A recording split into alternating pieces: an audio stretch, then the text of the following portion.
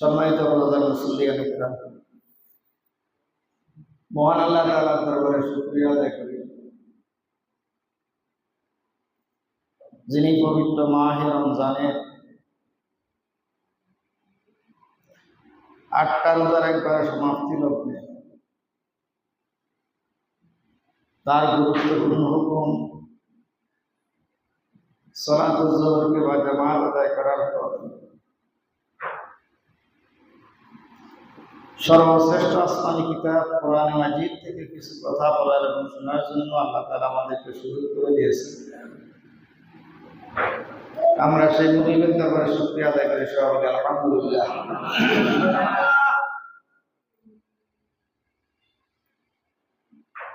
পবিত্র কালামে হাকিমের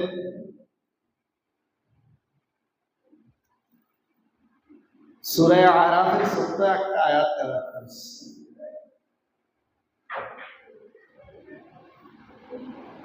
এই আয়াতে কারিমার আলোকে অল্প কিছু কথা বলার চেষ্টা করি। কত সময় পর্যন্ত আলোচনা করা যায় আল্লাহ ভালো জানে। যে পরিমাণ লোক আছেন, সময় যাওয়ার সাথে সাথে দুই একজন করে যাইতে যাইতে শেষ পর্যন্ত আমি ছাড়া কেউ থাকে কিনা আল্লাহ ভালো জানে।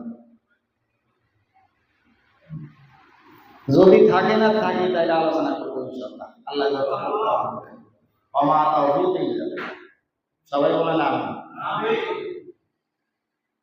আল্লাহ রাব্বুল আলামিন আমাদেরকে এই দুনিয়াতে পাঠিয়েছেন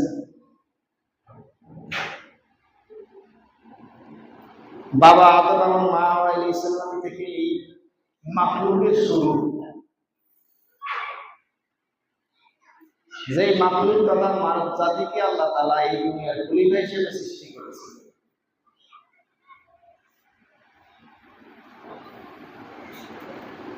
এই খেলাফতের দায়িত্ব পালনে অগ্রণী ভূমিকা পালন করেছিলেন আম্বিয়া কেরাম।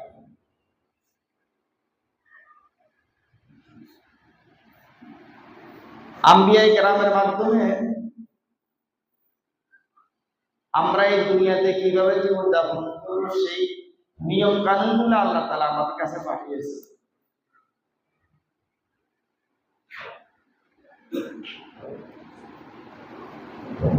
আমাদের জন্ম থেকে শুরু করে মৃত্যু পর্যন্ত কিভাবে আমরা চলব, এই পুরা নিয়ম নীতি আল্লাহ তাআলা আমাদেরকে দিয়েছেন এবং দেওয়ার ওয়াদাও করেছেন। আল্লাহ তাআলা তার সেই ওয়াদা 100% পালন করেছেন।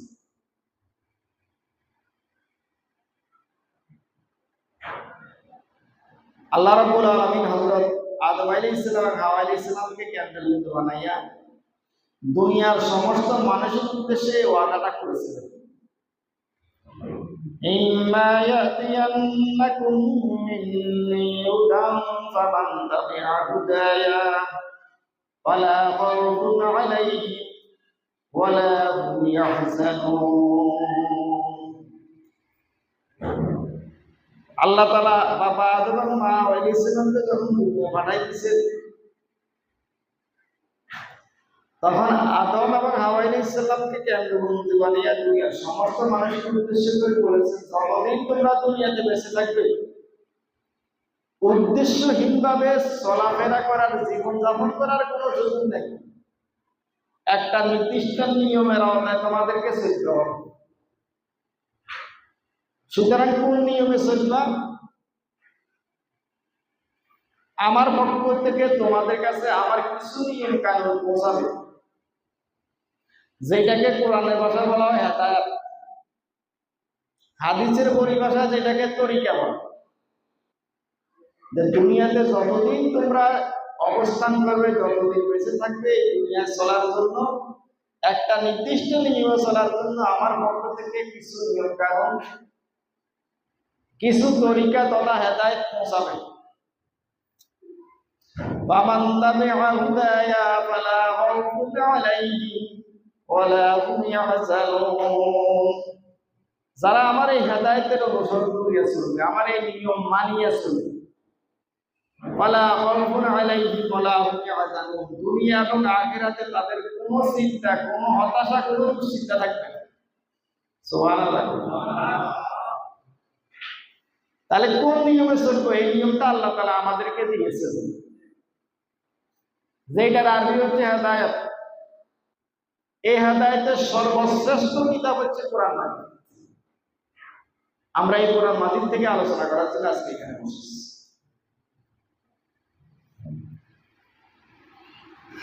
কিভাবে চললে মানুষের কামিয়াবি হবে, আর কিভাবে এই কোন নিয়মের বাহিরে গেলে মানুষের ধ্বংসের মুখোমুখি হবে, মানুষ সুপথ না পাইয়া গোমরা হতে যাবে। সকল নবী এবং রাসূলের মাধ্যমে আল্লাহ তাআলা মানব জাতিকে এটা বুঝাই দিয়েছেন, জানাই দিয়েছেন।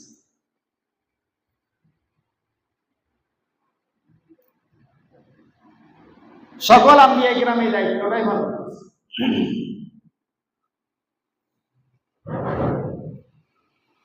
আম্বিয়া কিরাম এই দায়িত্ব পালন করতে যাইয়া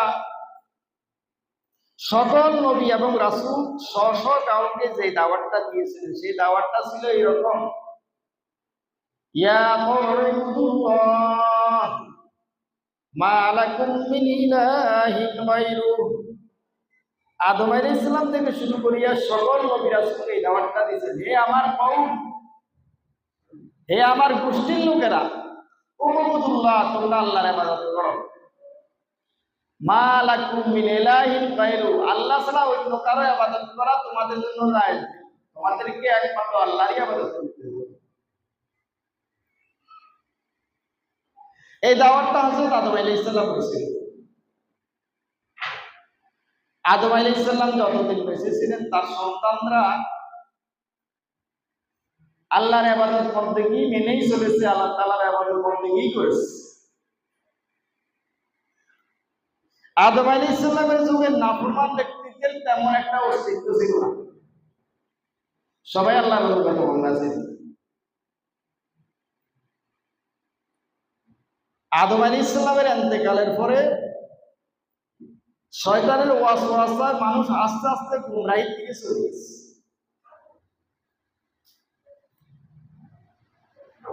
যেই মানুষটা সর্বপ্রথম গুমরাহ হয়ে গেছে, সেই মানুষটা ছিল আদম আলাইহিস সালামের ছেলে কাবিল। সর্বপ্রথম গুমরাহ হয়েছে। এই কাবিল থেকে শুরু করিয়া আস্তে আস্তে মানুষ গুমরাহির মধ্যে নিমজ্জিত হয়েছে, গুমরাহির মধ্যে ডুবে গেছে। যে বিশেষ কারণে মানুষ গুমরাহির মধ্যে নিমজ্জিত হয়েছে, ডুবে গেছে, মানুষ সঠিক পথ থেকে সরে গেছে, সেই বিশেষ কারণগুলোর মধ্যে একটা কারণ হলো আল্লাহর সাথে শিরিক করা। কার সাথে শিরিক করা? আল্লাহর সাথে শিরিক করা। হযরত আদম আলাইহিস সালামের ইন্তেকালের পর মানুষ আস্তে আস্তে শিরক করার মাধ্যমে গোমরাহ হয়ে গেছে। হযরত নূহ আলাইহিস সালাম যখন এই দুনিয়াতে নবী হিসেবে আসছেন, আল্লাহ তাআলা তাকে নবী হিসেবে পাঠাইছেন। নূহ আলাইহিস সালাম আসি দেখলেন তার কাউমের লোকেরা মূর্তি পূজা করতেছে। কি পূজা করতেছে? মূর্তি পূজা করতেছে। এই মূর্তিগুলো ছিল 6 জন বিশিষ্ট ব্যক্তির মূর্তি, যারা তাদের সময় সবচেয়ে আল্লাহওয়ালা ছিল, বুজুর্গ ব্যক্তি ছিল।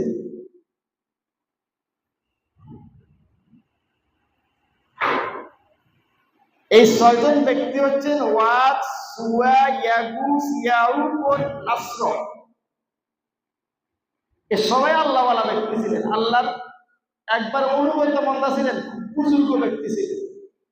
আমরা যাদেরকে আল্লাহর ওলি বলি, কি বলি? এ সবাই আল্লাহর ওলি ছিলেন।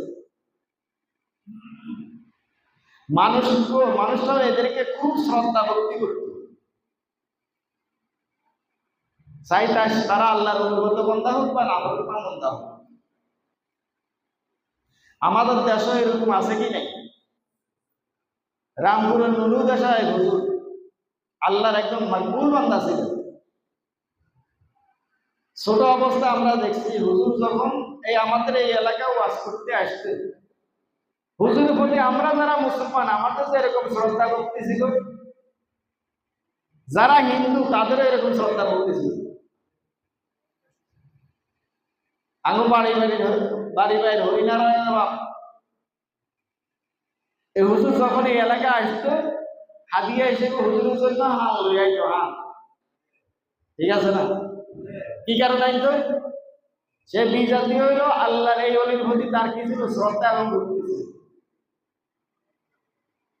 এবং বিজাতি হইল আমি এই ফুরকানিয়া ময়দানে দেখছি হুজুর যখন আসতো সে হলোর উপর বসে বসে হুজুরের কথা শুনতো। আমি মুসলমানরা শুনতো না, কিন্তু বিজাতি লোকরাই বর্তমান সময়ে বিজাতীয় বিধর্মী যারা আছে তাদের মধ্যে এমন অনেক লোক আছে যারা মুসলমানদের মধ্যে আল্লাহওয়ালা যারা তাদেরকে কি করে? শ্রদ্ধা ভক্তি করে। তারা তাদের ভাষায় এদেরকে দেবতা বলে। কি বলে? দেবতা বলে। হযরত নূহ আলাইহিস সালাম যখন এই দুনিয়াতে আসছেন, আল্লাহ তাআলা নূহ আলাইহিস সালামকে যখন দুনিয়াতে পাঠাইছেন, তখন তিনি আসি দেখলেন 6 জন 5 জন আল্লাহর ওলি,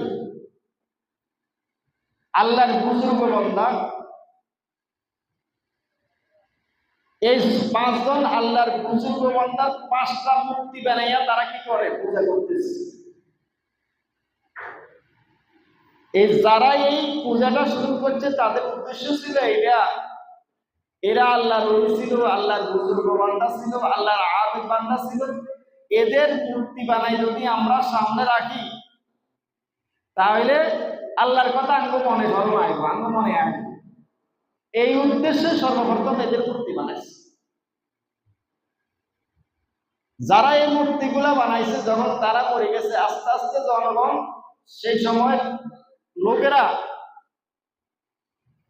আস্তে আস্তে এখন হিন্দুরা যেভাবে পূজা করে, হিন্দুরা যেভাবে চিন্তা করে মূর্তি সামনে যায়, এরাও এইভাবে শুরু করে দিচ্ছে। আর এই মূর্তি পূজাগুলা করার মাধ্যমে তারা কি হয়ে গেছে? গোমরা হয়ে গেছে। নবী নূহ আলাইহিস সালাম আসিয়া তাদেরকে বললেন যে তোমরা যেগুলা করতেছো এইগুলার দ্বারা এটা হচ্ছে তোমাদের গোমরাহির কারণ, এটার দ্বারা তোমরা সুফল পাইবে না, এটা আখিরাতের মধ্যে অনন্ত আযাবের কারণ হবে এটা তোমাদের জন্য। সুতরাং এইগুলাকে তোমরা ছাড়াও, তোমরা একমাত্র আল্লাহর ইবাদত করো। কার ইবাদত? লাকাদ আরসালনা নূহান ইলা কওমিহি ফাকালা ইয়া কওমি ইবুদুল্লাহা মা লাকুম মিন ইলাহিন গায়রুহু। এই মূর্তি পূজারী লোকদেরকে উদ্দেশ্য করে নূহ আলাইহিস সালাম বললেন, হে আমার কওম, হে আমার গোষ্ঠীর লোকেরা, হে আমার স্বজাতিরা, উবুদুল্লাহ, তোমরা আল্লাহর ইবাদত করো।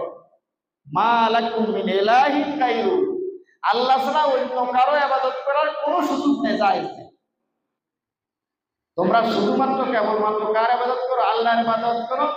এই মূর্তিগুলোর পূজাকে ছাড়িয়ে দাও। ইন্নী আখাফু আলাইকুম আযাবা ইয়াউমিন আযীম। এই তোমাদের মূর্তি পূজার কারণে তোমাদের ব্যাপারে আমি মহান দিবসের শাস্তির ভয় করতেছি। সুতরাং তোমরা এই শাস্তিকে ভয় করো, তোমরা এই মূর্তি পূজার থেকে বাঁচিয়া থাকো। তাদেরকে এই দাওয়াত দিছে। কে দিছে? হযরত নূহ আলাইহিস সালাম। শুধু দাওয়াত দিছে তা না, দাওয়াতও দিছে, তাদের জন্য আল্লাহর কাছে দোয়াও করছে। কি বলছেন?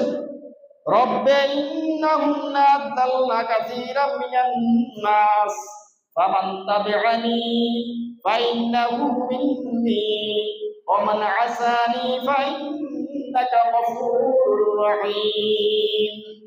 আল্লাহর কাছে দোয়া করলেন, হে আমার রব, হে প্রতিপালক, পরওয়ারদিগার, ইন্নাহুন্না আদাল্লা কাসীরাম মিনান নাস, এই মূর্তিগুলো পূজা করার মাধ্যমে অধিকাংশ মানুষ গোমরা হয়ে গেছে, পথভ্রষ্ট হয়ে গেছে। ফামান তাবিআনি ফাইন্নাহু মিন্নী, সুতরাং আমি যে দাওয়াত দিছি, যারা আমার এই দাওয়াতটাকে কবুল করছে তারাই আমার দলের লোক। ওয়া মান আসানি ফাইন্নাকা গফুরুর রহিম, আর যারা আমার এই দাওয়াতকে কবুল করে নাই, যারা আমার দাওয়াতের বিরোধিতা করেছে, আপনি তাদেরকে মাফ করে দেন। ফাইন্নাকা গফুরুর রহিম, কারণ আপনি ক্ষমাশীল এবং দয়ালু। তাহলে তাদেরকে এই পথ থেকে সরিয়ে আসিয়া, মূর্তি পূজার থেকে সরিয়ে আসিয়া একমাত্র আল্লাহর ইবাদতের দাওয়াত দিয়েছেন, সাথে সাথে আল্লাহর কাছে তাদের জন্য দোয়াও করছে। কিন্তু নবীর দাওয়াত এবং দোয়া তাদের কানেও পৌঁছে নাই, কোনো কাজে আসে না। যখন তাদেরকে দাওয়াত দিছে, তারা কি বলতেছে? যাদেরকে উদ্দেশ্য করে দাওয়াত দিতেছে, তাদের মধ্যে যারা নেতা ছিল, নেতারা সাধারণ জনগণকে উদ্দেশ্য করে বললো, কি বললো? লা তাযারুন্না আলিহাতাকুম ওয়ালা তাযারুন্না উদ্দা ওয়ালা সিওয়া ওয়ালা ইয়াউকা ওয়া নাসরা। এই নেতৃস্থানীয় যে সমস্ত নাফরমান লোক আছে, এরা বললো, লা তাযারুন্না আলিহাতাকুম, তোমরা তোমাদের এই সমস্ত এলা, এই সমস্ত উপাস্যের, এই সমস্ত রবের উপাসনা ছাড়িয়ে না, তোমরা মূর্তি পূজা ছেড়ে দিও না। ওয়ালা তাযারুন্না বুদ্দা ওয়ালা সিওয়া ওয়ালা ইয়াগুসা ওয়া ইয়াউকা ওয়া নাসরা। আর যে ওয়াদ, সুয়া, ইয়াগুস, ইয়াউক এবং নাসরের তোমরা পূজা করতেছো, এটাকেও ছাড়িয়ে না। আল্লাহর এই বিশিষ্ট বান্দাদের পূজা করতে থাকো।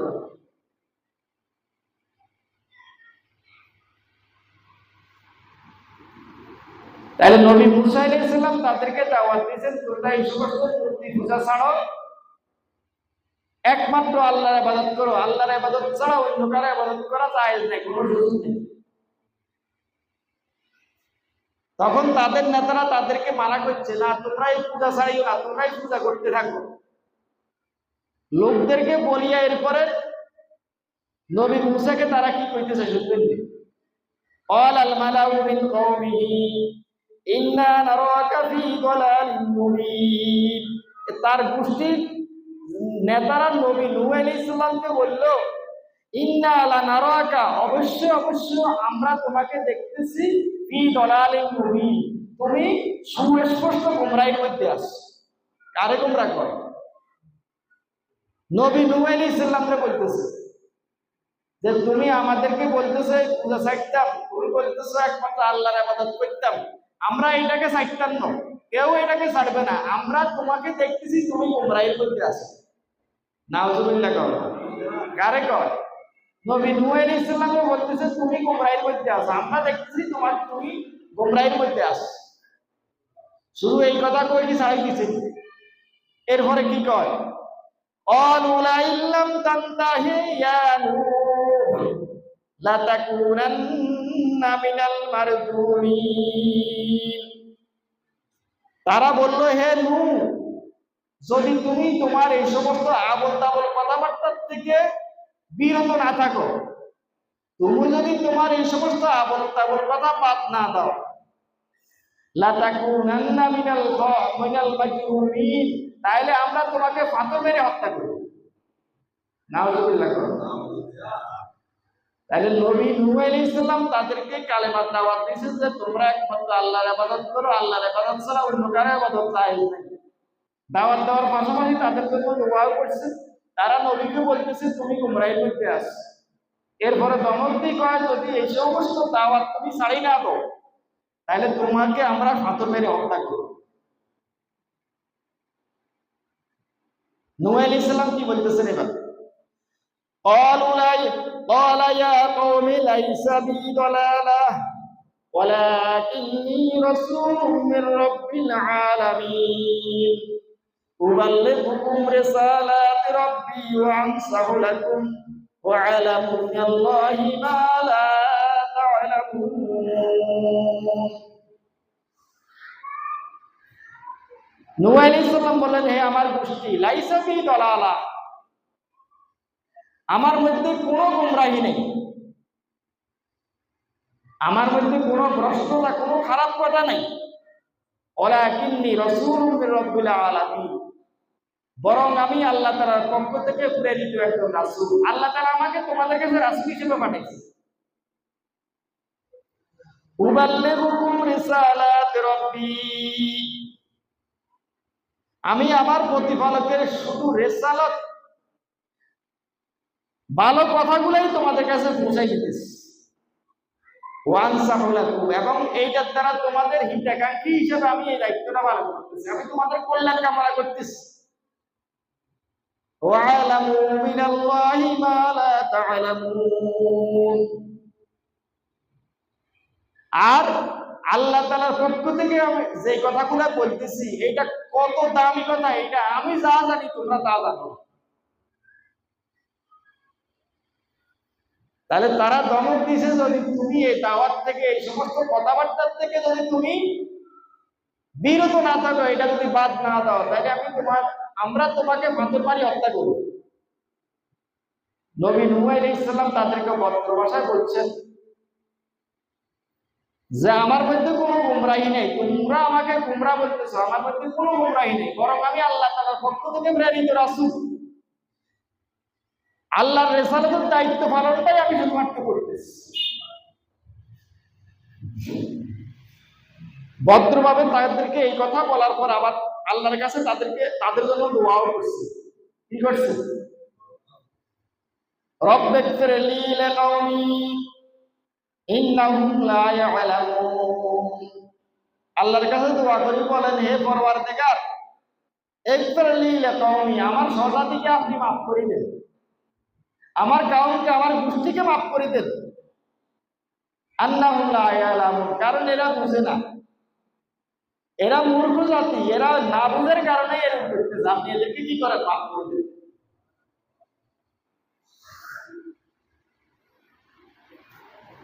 হযরত নূহ আলাইহিস সালাম প্রায় 1000 বছর হায়াত পাইছে। কত বছর? 1000 বছর হায়াত পাইছে। এই মূর্তি পূজার মাধ্যমে, শিরকের মাধ্যমে তারা যে গোমরাহী হয়ে গেছে, নবী নূহ আলাইহিস সালাম যতই তাদেরকে বুঝাইছেন, যতভাবে দাওয়াত দিয়েছেন, কোরআন শরীফে আছে নূহ আলাইহিস সালাম আল্লাহর কাছে দোয়া করে এই কথা বলছে যে আমি তাদেরকে সকালবেলা দাওয়াত দিছি, তাদেরকে দুপুর বেলা দাওয়াত দিছি, তাদেরকে রাত্রিবেলা দাওয়াত দিছি, কিন্তু তারা আমার কোনো কথা শুনে না।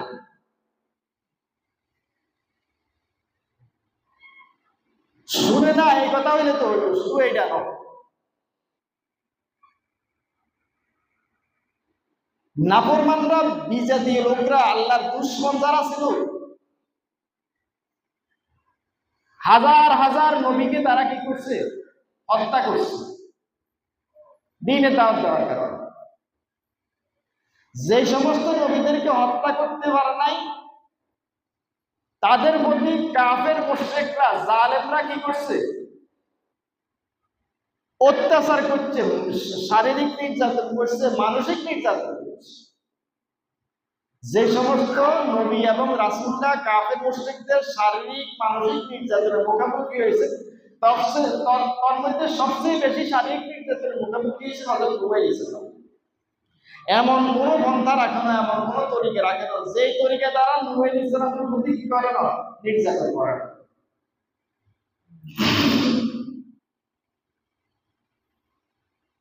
নূহ আলাইহিস সালাম এই বিভিন্নভাবে তাদেরকে বোঝানোর পর অনেকটা হতাশ হয়ে গেছে। 1000 বছরের মতো হায়াত পাইছে, 950 বছর দাওয়াতি কাজ করছে। কত বছর? 950 বছর। হযরত আব্দুল্লাহ ইবনে আব্বাস রাদিয়াল্লাহু তাআলা বলেন, এই 950 বছর দাওয়াতি কাজের ফলে তার কওমের মাত্র 80 জন লোক মুসলমান হয়েছে। কজন? মাত্র 80 জন। বড় দল না ছোট দল? বড় না বড়? খুব বেশি না খুব কম? খুব কম, মাত্র 80 জন। 950 বছর দাওয়াতি কাজের ফল হয়েছে মাত্র 80 জন মুসলমান। বিভিন্নভাবে আল্লাহর কাছে দোয়া করছেন, বিভিন্নভাবে চেষ্টা করছেন, হতাশা ব্যক্ত করছেন। এরপরে আল্লাহ রাব্বুল আলামিন তাকে জানাই দিলেন, ইন্নাহু লা ইউমিনা মিন কওমিকা ইল্লা মান ক্বাদ আমানা ফালা তাবতাইস বিমা কানু ইয়াফআলুন।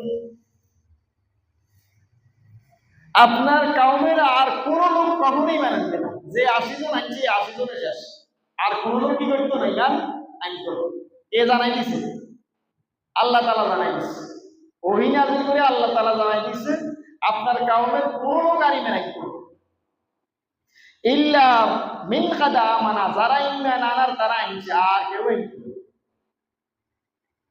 ফালা তাবতাইস বিমা কানু ইয়াফআলুন। সুতরাং নবী হিসেবে তারা যা কিছু করতেছে এই ব্যাপারে আপনি হতাশ হইন না। সম্মানিত হাজিরিন, এই নবী নূহ আলাইহিস সালামের এই চেষ্টা প্রচেষ্টার ফলে নবী নূহ আলাইহিস সালাম তাদের উপর খুব বিরক্ত হয়ে গেছে এবং সর্বশেষ তাদের জন্য বদদুয়া করছেন। কার কাছে? আল্লাহর কাছে। নবীরা যদি আল্লাহর কাছে বদদুয়া করে, এটা কি, এই বদদুয়াটা কি ফিরে যায় নাকি? 100% বদদুয়া। আদম আলাইহিস সালামের পর থেকে নবী মুহাম্মদ রাসূলুল্লাহ সাল্লাল্লাহু আলাইহি সাল্লামের আগ পর্যন্ত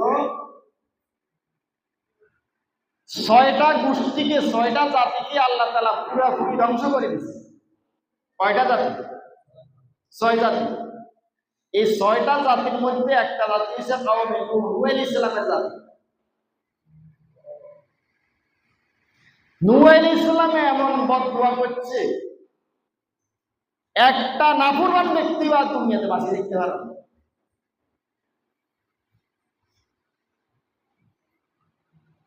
আল্লাহ তাআলা যখন নূহ আলাইহিস সালামকে জানাই দিয়েছে এরা আর ঈমান আনতো, নূহ আলাইহিস সালাম বিরক্ত হয়ে আল্লাহর কাছে এবার কি কয়? ক্বালা রাব্বিনসুরনি বিমা কাযযাবুনি। হে আমার পরওয়ারদিগার, হে আমার প্রতিপালক, যারা আমাকে মিথ্যা প্রতিপন্ন করছে, যারা আমাকে মিথ্যাবাদী হিসেবে সাব্যস্ত করছে, যারা আমাকে গোমরাহ বলছে, তাদের ব্যাপারে আপনি আমাকে সহযোগিতা করেন। ফাফতাহ বাইনি ওয়া বাইনাহুম ফাতহা ওয়া নাজ্জানি ওয়া মান মা'ইয়া মিনাল মুমিনিন। আমার মাঝে এবং তাদের মাঝে একটা সুস্পষ্ট আপনি ফয়সালা করেন। আমি তাদেরকে দাওয়াত দিচ্ছি, তারা আমার দাওয়াত কবুল করতেছে না, বরং বিভিন্নভাবে তারা আমার উপর নির্যাতন করতেছে। সুতরাং আমার মাঝে এবং এই নাফরমান মানুষদের মাঝে একটা ফয়সালা করেন, আপনি একটা ফয়সালার ঘোষণা দেন। অনাজ্জানি ওয়া মান মা'ইয়া মিনাল মুমিনিন।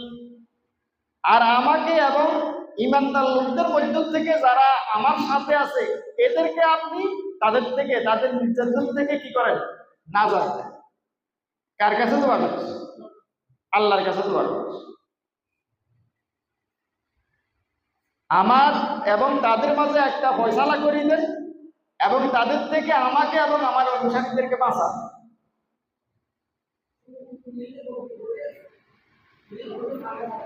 তাহলে এই পর্যন্ত আল্লাহর কাছে দোয়া করছেন, এখনো সরাসরি কি করতেছেন না? বদদোয়া করতেছেন না। আবার বলতেছেন ফাদাআ রাব্বাহু আন্নী মাগরুরুন ফান্তাসির। এরপর আল্লাহর কাছে দোয়া করি, হযরত নূহ আলাইহিস সালাম বলতেছেন আন্নী মাগরুরুন, হে পরওয়ারদিগার, আমি তো আর পাইতেছি না, আমার ধৈর্যের সীমা ছাড়িয়ে গেছে। ফান্তাসির, সুতরাং তাদের উপর আপনি আমাকে কি করেন? সাহায্য করেন। তাদের যে নাফরমানি, তাদের যে অত্যাচার, তাদের যে জুলুম, এই জুলুম অত্যাচারের উপর আমাকে কি করেন? বিজয় দান করেন আপনি। সর্বশেষ চূড়ান্তভাবে আল্লাহর কাছে বদদোয়া করে কি বলতেছে নূহ আলাইহিস সালাম? ক্বালা নূহ রব্বি লা তাজাল আলাল আরদি মিনাল কাফিরিনা দাইয়ারা। নূহ আলাইহিস সালাম বললেন, পরওয়ারদিগার, জমিনে যত কাফের আছে তাদের একজনকেও আপনি রাখিয়েন না, একজনকেও ছাড়িয়ে দিন না, এবং তাদের একটা ঘরকেও আপনি রাখিয়েন না। সত্য কথা নাকি সত্য কথা না? আল্লাহর কাছে দোয়া করে বলতেছেন, রব্বে, হে আমার পরওয়ারদিগার, লা তাযার আলাল আরদি, আপনার এই জমিনের উপর আপনি রাখিয়েন না, মিনাল কাফিরিনা, কোন কাফেরকে, দাইয়ারা, এবং তাদের বাড়িঘর, কোন কাফেরকেও রাখিয়েন না, কোন কাফের বাড়িঘরও রাখিয়েন, একবারে পুরোপুরি নিঃসঙ্গ করে দেন।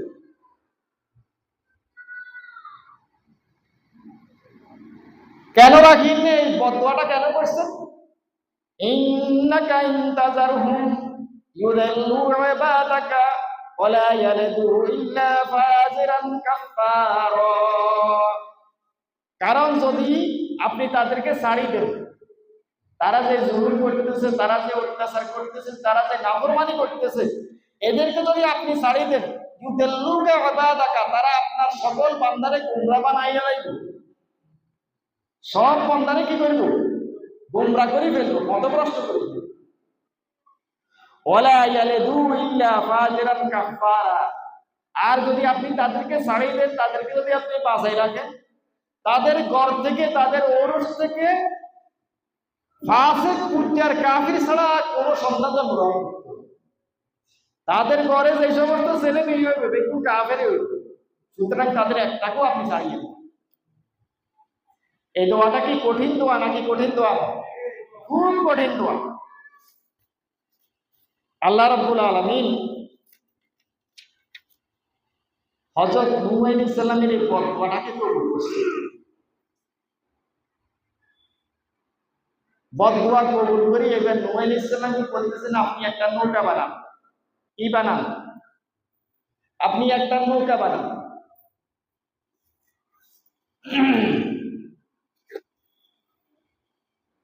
নূহ আলাইহিস সালাম যে জাতির মধ্যে ছিলেন, নূহ আলাইহিস সালামের অবস্থানটা ছিল বর্তমান সিরিয়া এবং ইরাক অঞ্চলে। এই অঞ্চলে তো এখনো আমাদের দেশের চেয়ে, আমাদের দেশের তুলনায় বৃষ্টিপাত কম হয় নাকি কম হয় না? বেশি হয়, এখনো কম হয়।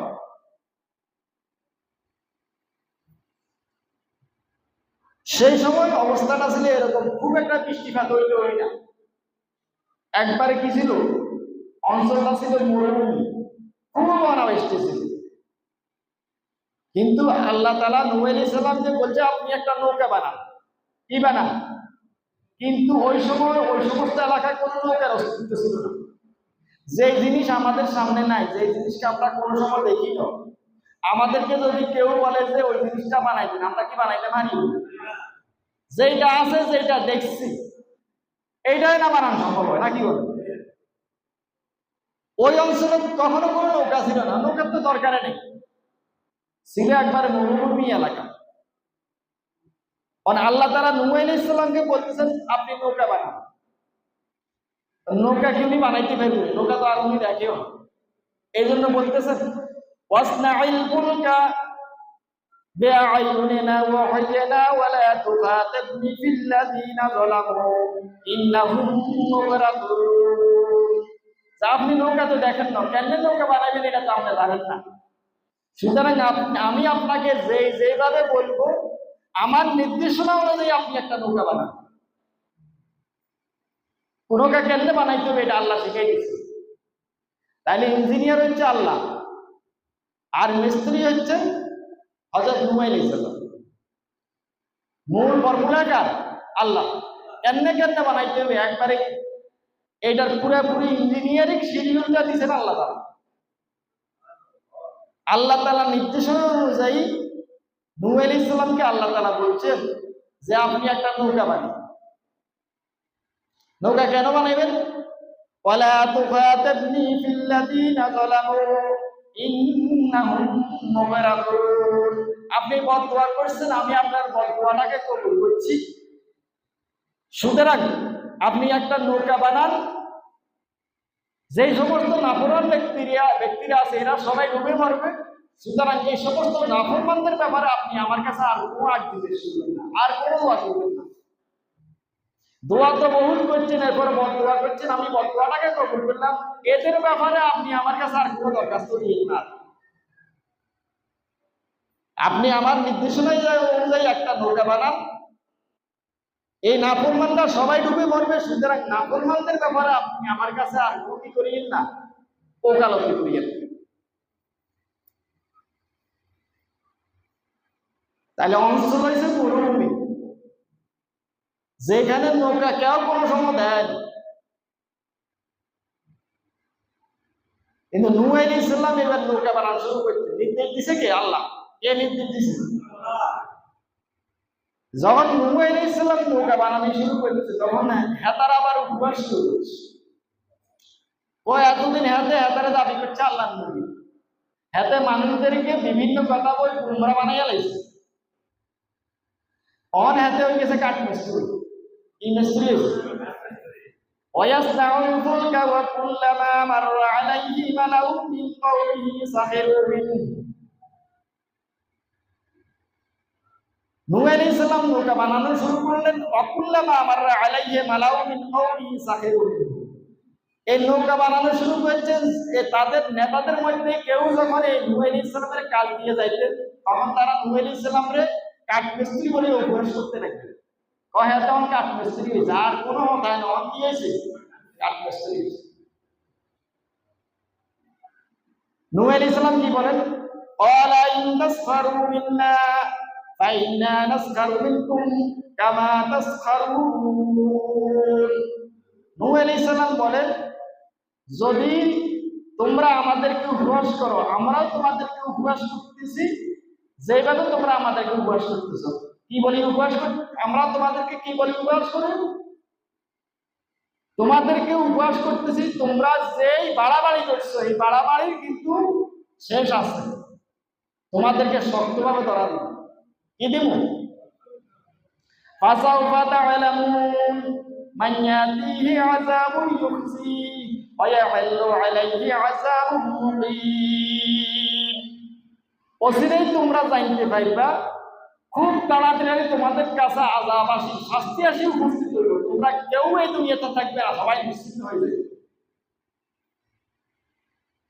তাহলে নূহ আলাইহিস সালামকে তারা কাঠ মিস্ত্রি বলে উপহাস করছে। নূহ আলাইহিস সালাম তাদেরকে ধমক দিয়ে বলছে, তোমাদের এই দুনিয়াতে থাকার আর কোনো কি নাই, সুযোগ নাই।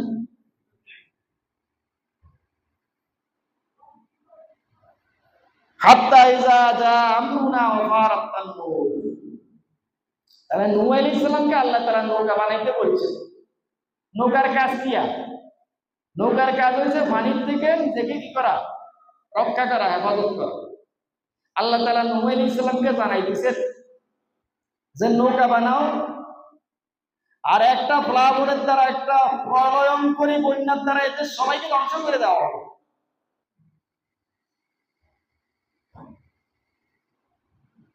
নূহ আলাইহিস সালামকে আল্লাহ তাআলা যে নৌকা বানাইতে বলছেন, নূহ আলাইহিস সালাম যে নৌকাটা বানাইছেন, এই নৌকার দৈর্ঘ্য ছিল 600 হাত। কত হাত? 600 হাত। ইয়ে তো তাকাইলে দেখা যাবে 600 হাত, এত লম্বা। প্রস্থ আছিল 300 হাত, লম্বা আছিল 600 হাত, পাশে আছিল 300 হাত, আর এটার উচ্চতা আছিল 150 হাত। 150 হাত উঁচু আছিল।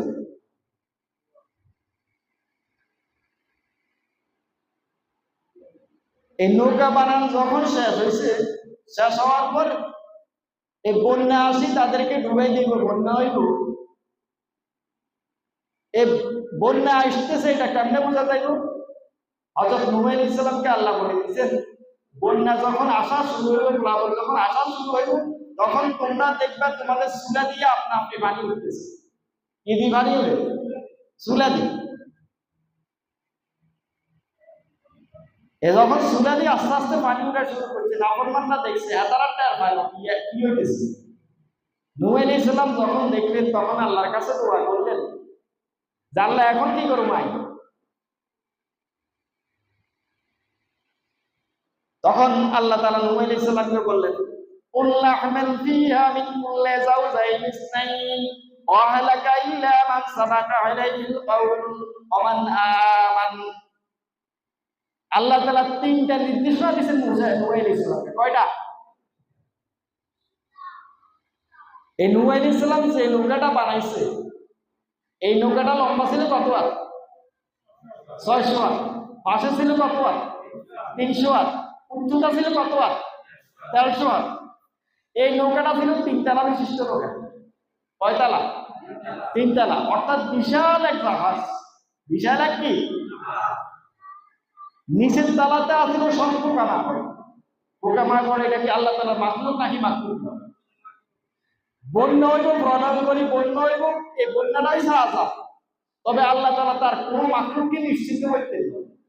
সব মাখলুকের অস্তিত্ব নেই।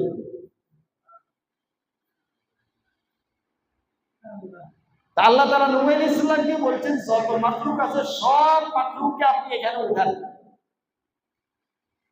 এই মাখলুকগুলোর মধ্যে পোকা মাকড় যেগুলা জমিনের মধ্যে বিচরণ করে হামা করে দিয়ে চলে, যেগুলা উঠতে পারে না,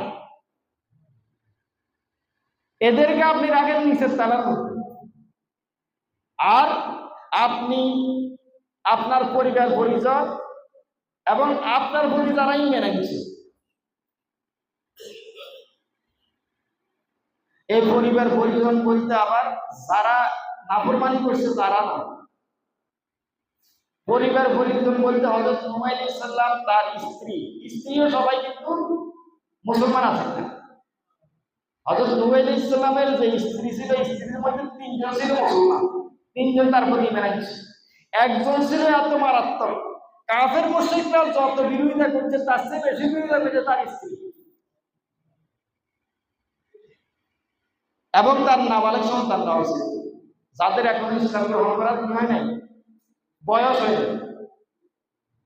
তো নূহ আলাইহিস সালামকে আল্লাহ বললেন আপনি আপনার পরিবার পরিজন এবং আপনার প্রতি যারা ঈমান আনছে এদেরকে আপনি নৌকা তুলুন না, এরা কি করার মধ্যে দেখবেন কোন তালা। আর উপরের তালা যেটা, তৃতীয় তালা যেটা, এখানে থাকবে সব পাখি, বিভিন্ন প্রজাতির পাখি ওখানে থাকবে।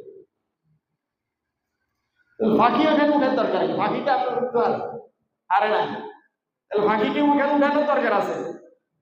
কিন্তু ইতিহাস বলে এই বন্যাটা এমন ভয়ঙ্কর ছিল যেটা সারা দুনিয়া ব্যাপী হয়েছে। এইবার তো আমাদের দেশে বন্যা হয়েছে, আমরা কয়েকটা জিনা দিয়েছি, সারা বাংলাদেশে হয়েছে, সারা দুনিয়াতে দূরে থাক, সারা বাংলাদেশে হয় ওইসে, আমি এখানে কয়েক জিনা দিয়েছি। হযরত নূহ আলাইহিস সালামের সময় যে বন্যাটা হয়েছে, এই বন্যাটা ছিল সারা দুনিয়া ব্যাপী।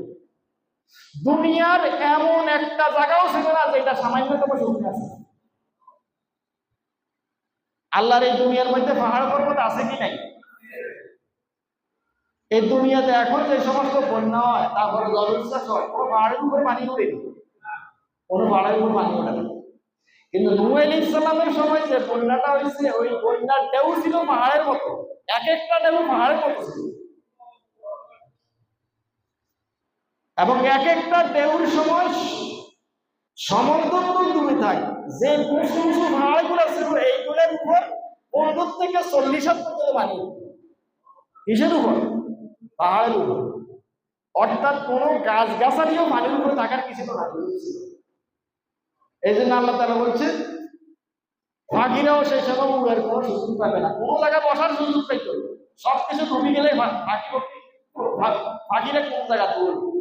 এই জন্য নূহ আলাইহিস সালাম বলছে আপনি পাখিদেরকে উঠান, এরা তৃতীয় তলার থেকে যায়।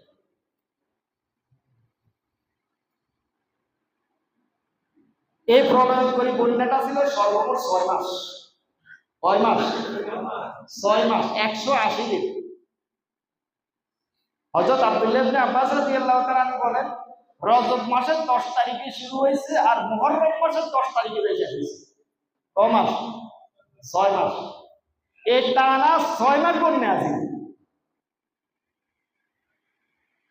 দুনিয়াতে কোনো জায়গা শুকনা ছিল না, শুধুমাত্র আল্লাহ রাব্বুল আলামিন কাবা শরীফটাকে কি করছে? উঠাই দিয়েছে। যে বন্যার মধ্যে পাহাড়ের মতো ঢেউগুলো ছিল, পাহাড়ের মতো উঁচু, এই পাহাড় সহ ঢেউর তালে তালে নৌকাগুলো চলছে। একটানা 6 মাস চলছে নৌকায়। যখন কাবা শরীফের কাছে যাই, এই নৌকাটা পড়ছে। নৌকাটা শুরু হয়েছে কোন জায়গার থেকে? ইরাক থেকে। ইরাক বর্তমান ইরাক জায়গা, এইখান থেকে নৌকা শুরু হয়েছে। নৌকা যখন বাইশতে বাইশতে কাবা শরীফের কাছে গেছে, ওইখানে যাই নৌকাটা সাতসক করে দিচ্ছে। হাজি সাহেবরা যেভাবে কি করে এখন কাবা শরীফের চারপাশে তাওয়াফ করে, এই নৌকাটা ওইখানে যাই 7 বার তাওয়াফ করছে। সুবহানাল্লাহ। আল্লাহ তাআলা শ্রেষ্ঠ মাখলুক কাবা শরীফ, এটা আল্লাহ তাআলা একটা শ্রেষ্ঠ মাখলুক। এই নৌকাটা কাবা শরীফকে চিনছে নাকি চিনে না? ওইখানে 7 দেওয়ার পর এরপরে নৌকা ওইখান থেকে যাইয়া 6 মাস পরে যাইয়া এটা যদি পাহাড়ে যাবে, কোন পাহাড়ে যাবে? যদি পাহাড়ে যাবে, তাহলে আল্লাহ রাব্বুল আলামিন যখন এই সূরা দিয়ে পানি উঠতেছিল, নূহ আলাইহিস সালাম বললেন, পরওয়ারদিগার এখন আমি কি করতাম? আল্লাহ তাআলা বলেন, কুল্লা আহমিল ফিহা মিন কুল্লি যাওজাইনি ইসনাইনি ওয়া হালাকা ইল্লা মান সাবাকা আলাইহিল কাউল ওয়া মান আমান। আল্লাহ তাআলা বলেন, তখন আমি নূহকে বললাম, আহমিল ফিহা, আপনি এই নৌকার মধ্যে উঠান, মিন কুল্লি যাওজাইনি ইসনাইনি, প্রত্যেক মাখলুকের দুই দুই জোড়া, প্রত্যেক মাখলুককে আপনি জোড়া জোড়া উঠান, পুরুষ এবং নারী। ওয়া হালাকা, এবং আপনার পরিবার পরিজনকে উঠান, ইল্লা মান সাবাকা আলাইহিল কাউল, যাদের ব্যাপারে আমি আপনাকে আগেই বলছি। নূহ আলাইহিস সালামের পরিবারের মধ্যে নাফরমান ছিল। কারে কারে নৌকায় উঠান যাইব, কারে কারে নৌকায় উঠাইতে হবে, এটা আল্লাহ তাআলা নূহ আলাইহিস সালামকে আগে বলে দিয়েছে। এই জন্য বলতেছেন, ওয়া হালাকা ইল্লা মান সাবাকা আলাইহিল কাউল, আপনি আপনার পরিবার পরিজনকে উঠান, তবে ওদেরকে বাদ দিয়া যাদেরকে আমি আগে বাদ দেওয়ার কথা বলছি। যারা নাফরমানি করছে এরা আপনার পরিবারের লোক। ওমান আমানা, আর ওই সমস্ত লোকদের উঠান যারা আপনার প্রতি কি করছে, কতজন লোক ঈমান আনছে? 80 জন। তাইলে সমস্ত পোকামাকড়, সমস্ত পশু পাখি, অর্থাৎ যত মাকলুক আছে প্রত্যেকটার এক জোড়া এক জোড়া। আপনার পরিবার পরিজন আর মানুষদের থেকে 80 জন। কয়জন? 80 জন।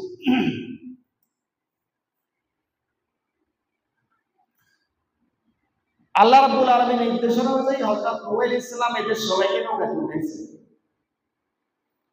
উঠানোর পরে যে বন্যাটা শুরু হচ্ছে, চুলার নিচের থেকে পানি উঠা শুরু হয়েছে, এরপরে পর্যায়ক্রমে জমিনের সব জায়গার থেকে পানি উঠতেছে, সব জায়গার থেকে নিচের থেকে পানি উঠে উপরের থেকে বৃষ্টির মতো পানি পড়ে।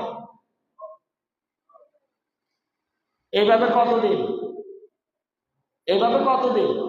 6 মাস। নিচের থেকেও পানি উঠতেছে, উপরের থেকেও বৃষ্টি পড়তেছে। হযরত নূহ আলাইহিস সালাম নৌকাতে, সবাইকে নৌকাতে উঠলেন আর বললেন, ইরকাবু ওয়াকাল আরকাবু ফিহা বিসমিল্লাহি মাজরিহা ওয়া মুরসাহা ইন্না রাব্বী লাগাফুরুর রহিম। নৌকাতে উঠিয়ে বা নৌকাতে উঠাছে দোয়া করছে। এই দোয়া আমরা পারি নাকি পারি না?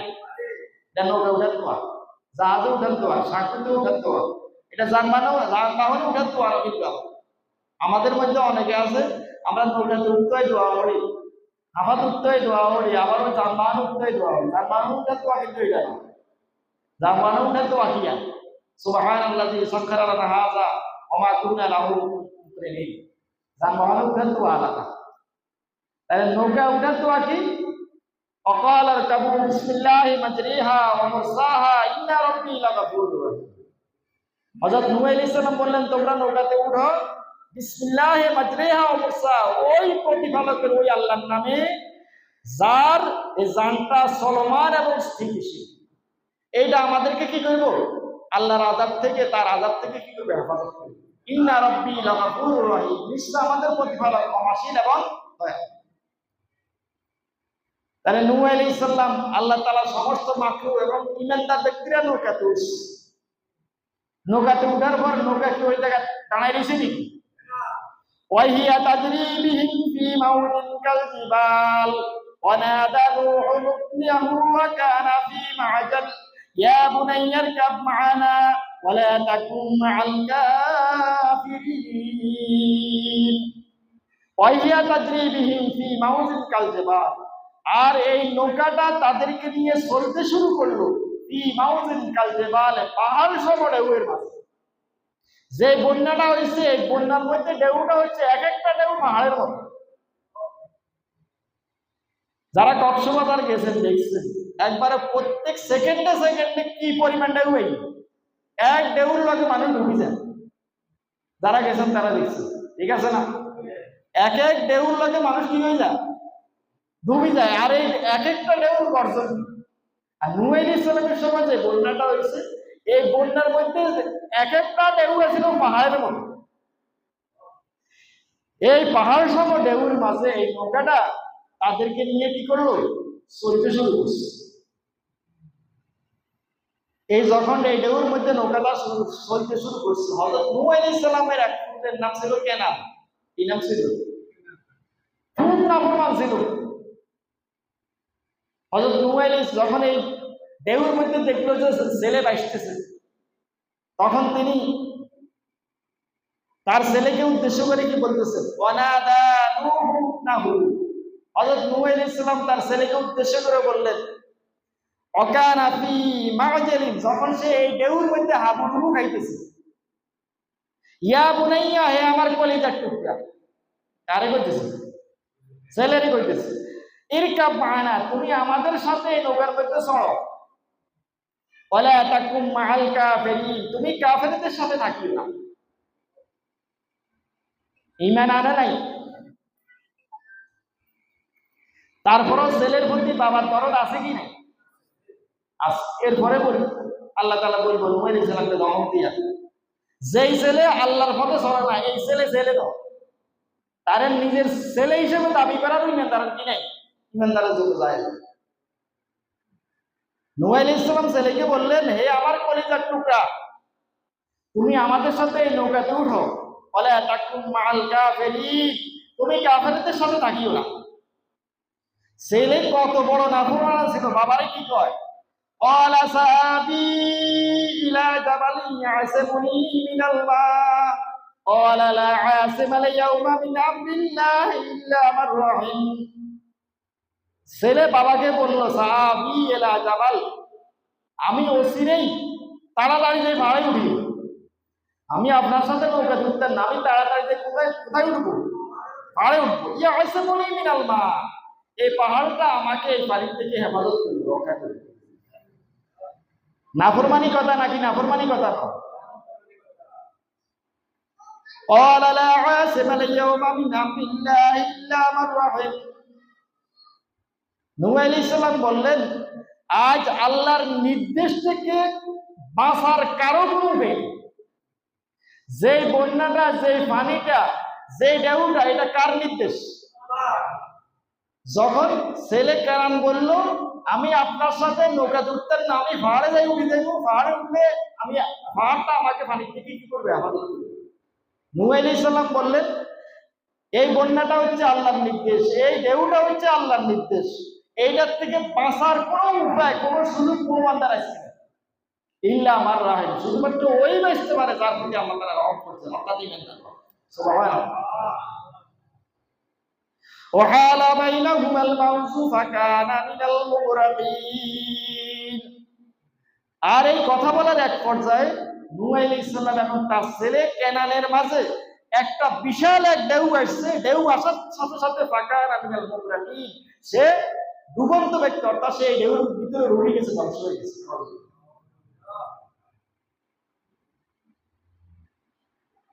তাহলে ঐতিহাসিকরা বলেন নূহ আলাইহিস সালামের সময় এই প্রলয় উপরে যে বন্যা, প্রবল যে বন্যা, যে বন্যাটা এর আগেও কখনো হয় নাই, কিয়ামত পর্যন্ত এরকম বন্যা আর হবে না। সবচেয়ে বড় বন্যা, যে সময় সারা দুনিয়ার মধ্যে কোনো একটা জায়গা, কাবা শরীফ ছাড়া কোনো একটা জায়গা পানির উপরে ছিল না। সবকিছু কিছু কোথায় ছিল? পানির নিচে।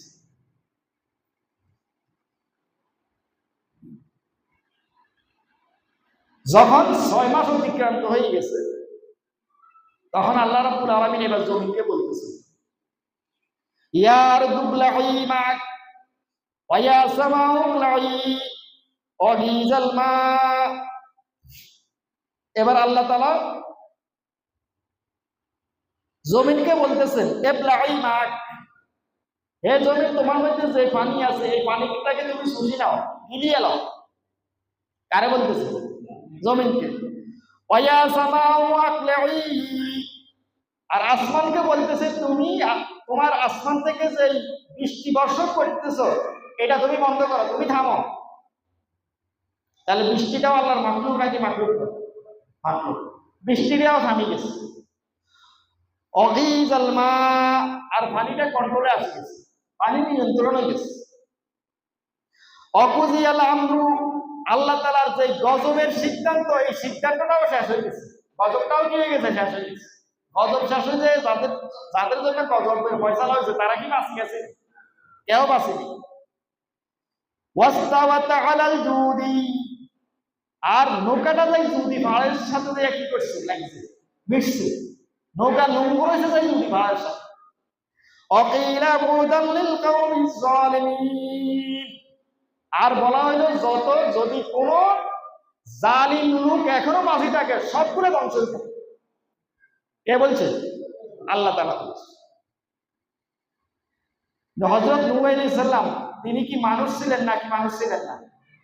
মানুষ ছিলেন। মানুষ মানে সন্তানের প্রতি কি আছে? একটা স্নেহ আছে, একটা দয়া আছে। আল্লাহ তাআলা যখন বলছেন বুদাল লিল কওমিজ জালিমিন, জালিম সম্প্রদায়, জালিম গোষ্ঠী, তোরা দূর হ, ধ্বংস হয়ে যাও। এই জালিম সম্প্রদায়ের মধ্যে নূহ আলাইহিস সালামের ছেলে কেনান আছে কি নাই? আসেনি? যখন আল্লাহ তাআলা এই কথা বলতেন, নূহ আলাইহিস সালাম আবার এবার আল্লাহর কাছে দোয়া করছে। ওয়ানাদা নূহুর রাব্বাহ ফাকালা রাব্বি ইন্নাবনি মিন আহলি ওয়া ইন্না ওয়া'দাকাল হক ওয়া আনতা আহকামুল হাকিমিন। আল্লাহ তাআলা কাছে নূহ আলাইহিস সালাম দোয়া করে বলতেছেন, ফাকালা রাব্বি, হে আমার প্রতিপালক, ইন্না ইবনি মিন আহলি, আমার ছেলে আমার পরিবারের অন্তর্ভুক্ত, সে তো আমার পরিবারের লোক, আমার ছেলেটা তো আমার পরিবারেরই লোক।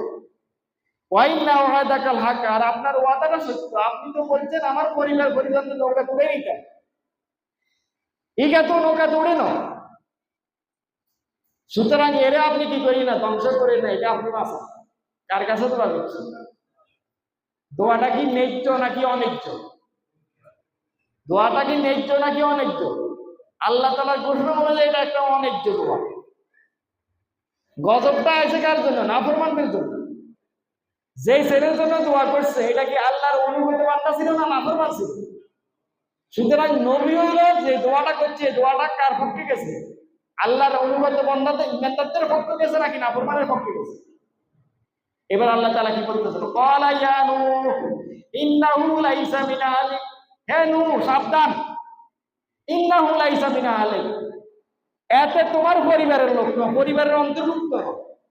কার কথা কইতেছে? ছেলে কেনানের কথা বলতেছে। আপনি তারে ছেলে বলতেছেন, পরিবারের লোক বলতেছেন, এ আপনার পরিবারের অন্তর্ভুক্ত। কিন্তু সে নূহ আলাইহিস সালামের ছেলে নাকি ছেলে না? তারপরে আল্লাহ তাআলা বলতেছেন এই কোন আপনার ছেলে তো, আপনার পরিবারের লোক নয়, এরা আপনি আপনার পরিবারের অন্তর্ভুক্ত বলে আমার কাছে দোয়া করিয়েন না। কারণ ইন্নাহু আমালুন গায়রু সালিহ, কারণ তার যে আমলগুলো ছিল, যে কাজ ছিল, এটা হচ্ছে নাফরমানি কাজ, এটা হারামি কাজ, এ ছিল হারামজাদা, এ ছিল দুরাচার। সুতরাং আপনি তাকে তার জন্য দোয়া করেন। ওয়ালা তাসআলনি মা লাইসা লাকা বিহি ইলম, তুমি আমার কাছে এমন কোন দোয়া করিও না যেই ব্যাপারে তোমার কোনো ইলম নেই, যেটা তুমি জানো না, এরকম দোয়া তুমি আমার কাছে করিও না। যার জন্য দোয়া কবুল হবে না তার জন্য আমার কাছে কোনো দোয়া করিও না। কে বলতেছে? কারা বলছে? এই কথাটা কি নবীকে বলছে? এটা কি ধমক দিয়ে বলছে নাকি স্বাভাবিকভাবে বলছে? নবীকে যদি তুমি একথা বললে না, স্বাভাবিকভাবে যদি নবীকে আল্লাহ তাআলা কোনো এরকম করে কথা বলে, তাহলে এটা নবীর জন্য আল্লাহর পক্ষে ধমক, আল্লাহ তাআলার পক্ষ থেকে কি ধমক। এবার আল্লাহ তাআলার কাছে হযরত নূহ আলাইহিস সালাম মাপ চাইতেছে, যাই যে কথা কইছি এটা ঠিক হলো, ইন্নী আইযুকা আন তাকুনা মিনাল জাহিলিন, আমি যে দোয়া করছি এই দোয়ার কারণে আমি জাহিলদের অন্তর্ভুক্ত হয়ে যাইতেছি, আপনি আমাকে মাফ করে দিন, আপনি আমাকে কি করেন, যেটা সামনে আয়াতে বলতেছেন, ক্বালা রাব্বি ইন্নী আউযু বিকা আন আসআলাকা মা লাইসা লাকা বিহি ইলম, হে আমার পরওয়ারদিগার, যে বিষয়ে আমার ইলম নাই, যেটা আমার বলার দরকার ছিল না, যে দোয়াটা আমার করাটা ন্যায্য ছিল না, এই ব্যাপারে আমি আপনার কাছে দোয়া করছি, এই জন্য এর যে অপরাধ করছি আমি এই অপরাধটাকে আমি আপনার কাছে মানা চাই। ওয়া ইল্লা তাগফিরলি ওয়া তারহামনি আকুম মিনাল খাসিরিন, যদি আপনি আমাকে মাফ না করেন, আমি যে আমার ছেলের লাই আপনার কাছে দোয়া করছি, যদি আপনি আমাকে মাফ না করেন, আপনি যদি আমার প্রতি রহম না করেন, তাহলে আমি ধ্বংসযজ্ঞের অন্তর্ভুক্ত হয়ে যাব। সবাই তো হাজিরিন আসুন, তাহলে কাউমে নূহ আলাইহিস সালামের গোষ্ঠী ধ্বংস হয়েছে কি কারণে? কি কারণে ধ্বংস হয়েছে? আল্লাহর নাফরমানির কারণে। কি কারণে? আল্লাহর নাফরমানির কারণে। তারা মূর্তি পূজা করতো, আল্লাহর নাফরমানি করতো, তাদের নাফরমানির কারণে নবী নূহ আলাইহিস সালাম বদদুয়া করছেন, আল্লাহ তাআলা বদদুয়া কবুল করেছেন, তাদেরকে প্রলয়ের বন্যা দিয়ে তাদেরকে কি করেছেন? ধ্বংস করে দিয়েছেন। যাদেরকে ধ্বংস করে দিয়েছেন তাদের মধ্যে নূহ আলাইহিস সালামের ছেলেও ছিলেন। ছিলেন কি ছিলেন না? সে কি আল্লাহ তাআলার ঈমানদার বান্দা ছিল নাকি নাফরমান বান্দা ছিল? তাহলে আল্লাহর নাফরমানি কি? আল্লাহর নাফরমানি হচ্ছে আল্লাহ তাআলা যা যা করতে বলেছেন এটা যদি কেউ না করে এটার বিরোধী কাজ করে, এটা যদি আল্লাহর হুকুম যদি পালন না করে, হুকুম পালন না করাটাই নাফরমানি। কথা বুঝাই? তাহলে আমরা এখানে যারা আছি, আমরা যারা অভিভাবক হিসেবে আছি, আমাদের ছেলে মেয়ে সন্তান সন্ততি আছে কি নাই? যদি তারা নামাজ না পড়ে, যদি তারা রোজা না রাখে, আল্লাহর হুকুমগুলো যদি তারা ঠিকঠাক মতো পালন না করে, তারা চুরি করে, তারা বদমাশি করে, তারা সন্ত্রাসী করে, তারা রাহাজানি করে, অন্যের হক নষ্ট করে, তাদের এই সমস্ত কাজগুলো এটা কি আল্লাহ তাআলা নাফরমানি নাকি নাফরমানি? তাহলে আমার সন্তানরা যদি এরকম কাজ করে, রোজা রাখে, নামাজ পড়ে না, রোজা রাখে না, আল্লাহ তাআলার হুকুম পালন করে না, যত হারামি কাজ আছে সবগুলো করে, তাইলে এরা কি আল্লাহর নাফরমান বান্দা নাকি নাফরমান বান্দা? সুতরাং এদের প্রতি যদি স্নেহ থাকে, দয়া থাকে, আমার সন্তান হিসেবে আপনার কাছে আসি একদম বিচার দিলে যে আমাদের ছেলেকে আর এই কাজটা করছে, এই গতিটা করছে, আপনি হেতার কথা শুনিয়া সরাসরি ছেলের পক্ষ অবলম্বন করছে। আমরা একজনে বলে আপনার ছেলেকে নামাজ পড়ে না, আপনি এত কিছু পেতে না, আপনি বললেন আর কারোর ধ্যান দেওয়া নাই, খালি আর গায়ে নামাজ পড়ে না, এটাই আমি দেখছি। এরকম কয় নাকি কয়? তাহলে আপনার এইরকম কথা, এরকম মানসিকতা, সন্তানের প্রতি এরকম স্নেহ, এটা কি নাফরমানের পক্ষ অবলম্বন করা নাকি করা? তাহলে হযরত নূহ আলাইহিস সালামকে আল্লাহ তাআলা যে কথাটা বলছেন, এই কথা অনুযায়ী সন্তানের, এই সমস্ত সন্তানের পক্ষ অবলম্বন করা, যারা নামাজ পড়ে না, যারা রোজা রাখে না, আল্লাহর হুকুম পালন করে না, আমরা যদি তাদের পক্ষ অবলম্বন করি, আল্লাহর কাছে জবাবদিহি করতে হবে কি হবে না? আযাবের মুখোমুখি হওয়া লাগবে নাকি লাগবে?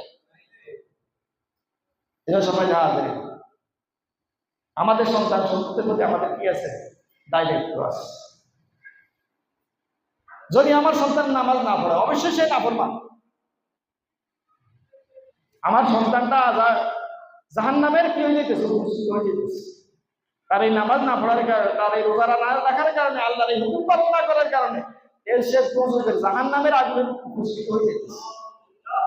অভিভাবক হিসেবে তাকে জাহান্নামের আগুন হিসেবে আগুন থেকে বাঁচানো আমার দায়িত্ব। দায়িত্ব কি? দায়িত্ব দুনিয়াবি সামান্য আগুন, যেটা যন্ত্রণা আমি সহ্য করতে পারি না। আমার ঘরে যদি আগুন লাগে আর আমার ছেলে মেয়ে, স্ত্রী, পরিজন যদি ঘরে ঘুমাইতে থাকে, আমি দেখলাম ঘরে আগুন লাগছে, তাদেরকে বাঁচানোর জন্য আমি কি পেরেশান হবো নাকি হবো না? না বলবো না ঘুমাইছে অনেক ঘুম যাক, আরো আলাদা করে ঘুম যাক, আর কখন ঘুম যাক, এই কথা কইনি। আমার যে সন্তানটা ফজরের নামাজ পড়ে না, ফজরের নামাজের সময় ঘুমাই থাকে, আপনি মুরব্বী হয়েছেন, আপনি আসতে দুয়ারাং করে মসজিদের দিকে চলে আইয়েন, ওলাইন উদ্গারে চালানো হেতা হিকুন্দি এভাবে কিছু করেন না, তাইলে আপনি কি তাদেরকে জাহান্নামের আগুন থেকে বাঁচাইতেছেন নাকি আগুনের দিকে ঢেলে দিতেন? নূহ আলাইহিস সালামের এই ঘটনা থেকে আমাদের এই শিক্ষা গ্রহণ করা দরকার। আমার যে সন্তানটা নামাজ না পড়ে আল্লাহ নাফরমানি করতেছে, আমার যে সন্তানটা রোজা না রাখি আল্লাহ নাফরমানি করতেছে, আমার যে সন্তানটা আল্লাহর হুকুম না পালন করি আল্লাহ নাফরমানি করতেছে, এই সন্তানটা নাফরমান, এর পক্ষ অবলম্বন করা আমার জন্য হারাম। সুতরাং তাকে এই নাফরমানির থেকে ফিরানোর জন্য আমার যা যা করার দরকার সবকিছু করতে হবে। আমি তার সাথে কথা বলা বন্ধ করে দেবো, আমি তাকে ঘর থেকে বাইরে হওয়ার দমন দেবো, আমি তার খানা ফিরা বন্ধ করে দেবো, যে তোর সাথে আমার কোনো সম্পর্ক নেই।